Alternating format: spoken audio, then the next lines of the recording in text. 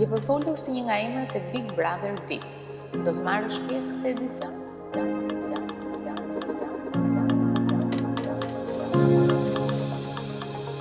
Kam patur një pëlqim shumë të madh për Angel Shkirën. Fama e një spektakli të tillë është shumë e bukur, por është momentale. Muzika është e përjetshme. Ivana Gjatën e kam ndjek nga fillimi deri sot që flasim. Në distancë kam super adhuruar. Jam e hapur për çdo që do donte të kishte një bashkëpunim me mua. Këngë që japin mesazhe të femrave të forta më pëlqejnë, e gjej veten me shumë qejf. Do rikthehem në këngë magjike dhe jam duke punuar non-stop për atë. Një Eurovision do ishte një ëndër, çdo ditë fantazoj për tregun ndërkombëtar. Edhe pse jo ta bëja edhe vendin tim krenar, do sjellja gjërat kulturës tonë muzikore. Unë dua që lumturia që unë ndaj me skenën të ecë dorëpëtore edhe me jetën time personale. Kjo do ishte fantazia më e madhe.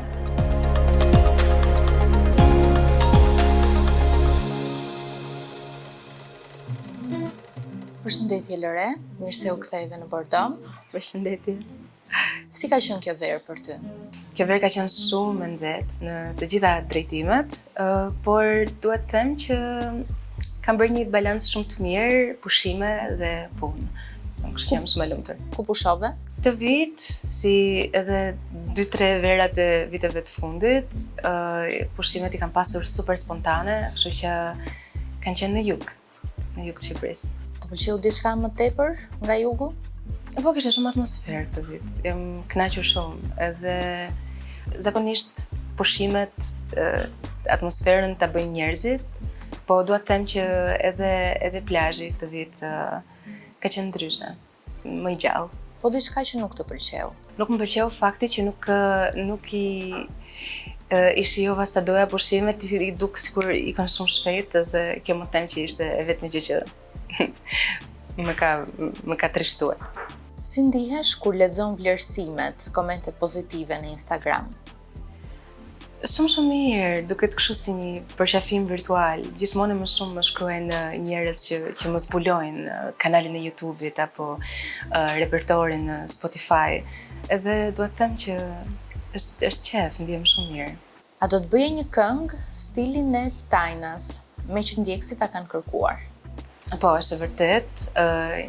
Më kanë shkruar shumë që duan të më kthejnë në një zhanër pak më elektronik, siç kam pas edhe Tonight-in, po ka 2-3 vera që ka qenë shumë në trend afro, ashtu siç është dhe kënga e Tajnas. Më kanë kërkuar, unë solla një gjë të ngjashme, dritat, afro house, club music, por po, këngë që japin mesazhe të femrave të forta, këngë kaq dinamike, më pëlqejnë, e gjej veten, me shumë qejf. Por në stilin e Camila Cabellos? Çik më koket, pak më Latin vibe. Do kisha eksperimentuar me çfarë lloj zhanri që do ekzistonte. Je në një fazë që po krijon diçka? Jam gjatë gjithë kohës në mënyrë konstante në krijim e sipër, dhe tani jam duke u përgatitur për një festival, një nga festivalet më të mëdha në vend. Kështu që do rikthehem në këngë magjike dhe jam duke punuar non-stop për atë. Cila është skena që nuk do të merrje kur pjesë? Ti më sinqert nuk kam një skenë konkrete, po kam përshtypjen aty ku nuk do kishte vend meritokracia, do thoya kështu në mënyrë shumë generaliste. Po konkretisht nuk kam. Po ajo që do të zgjidhje gjithmonë të parën? Skenat ku përfaqësoj më së miri atë që jam, që përfaqësoj vendin tim, një Eurovision do ishte një ëndër. Kështu që them që do ta gjeja veten kudo që do donte dhe fanbase-i më shihte. E sheh veten si pjesë të tregut ndërkombëtar? Shumë, çdo ditë fantazoj për tregun ndërkombëtar. Edhe jam duke u munduar disi që të punoj për të 2 tregjet paralelisht. Kam filluar të shkruaj muzikë për këngët që lançoj në treg, kam nisur të shkruaj edhe në anglisht për vetë se në shqip. Dua ta testoj gjatë gjithë kohës. Po, patjetër, do ishte shumë qejf. Edhe pse jo ta bëja edhe vendin tim krenar duke depërtuar në treg ndërkombëtar. Cili mendon se do të ishte Chelsea për të bërë pjesë e tij? Autenticiteti, patjetër. Që mendoj që është Chelsea i të qenurit pjesë e çfarë do lloj tregu, qoftë edhe në Shqipëri. Patjetër, origjinaliteti të nxjerr gjithmonë faqe bardhë. Përse mendon se do të veçoje ti në një treg të madh? Sepse jam ndryshe, jam unike, pa modesti.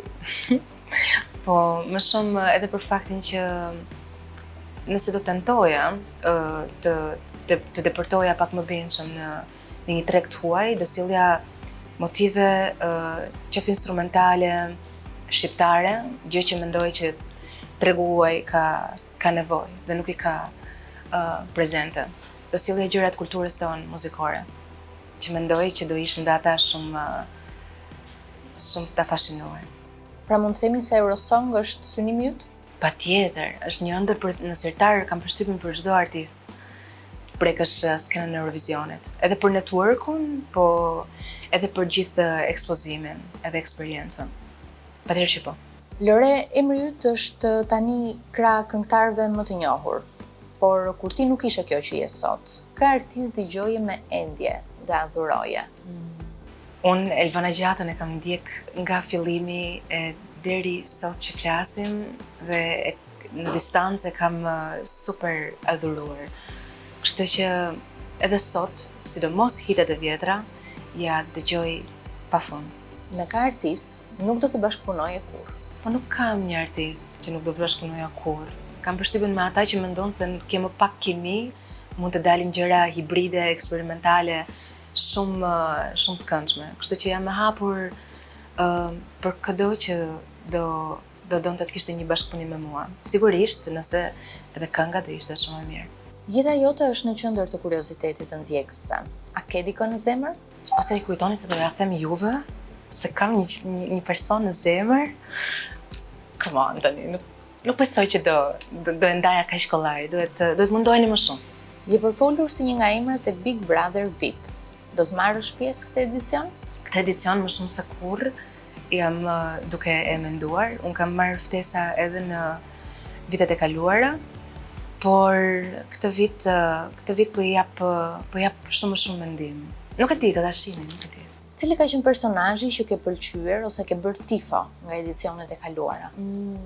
Kam patur një pëlqim shumë të madh për Angel Shkiren. Shumë. Dhe po, mendoj, sidomos nga gocat, mendoj që ka qenë e preferuara ime të gjitha edicioneve. Po personazhi i cili nuk të ka pëlqyer se si është shfaqur në Big Brother? Nuk më vjen ndonjë emër momentalisht, po për këto që ka humbur, qoftë edhe për një sekondë, respektin për veten, pavarësisht se aty kam përshtypjen shumë shpesh humbet për shkak të izolimit, logjika e arsyeja, po nuk kam një emër konkret. Mund të jenë disa që nuk kanë qenë preferencat e mia. Mendon se fama e Big Brother sot e sfidon dhe famën e një këngëtari? Jo. Fama e një spektakli të tillë është shumë e bukur, por është momentale. Muzika është e përjetshme. Nuk besoj që konkurrojnë fare me njëra tjetrën. Pra mes famës së Big Brother dhe famës së një këngëtareje, kë do të zgjidhje? Famën e një këngëtare. Mendoj që ajo të fut në historinë në fund ditës. Kënga, repertori, shenjat që lë tek njerëzit.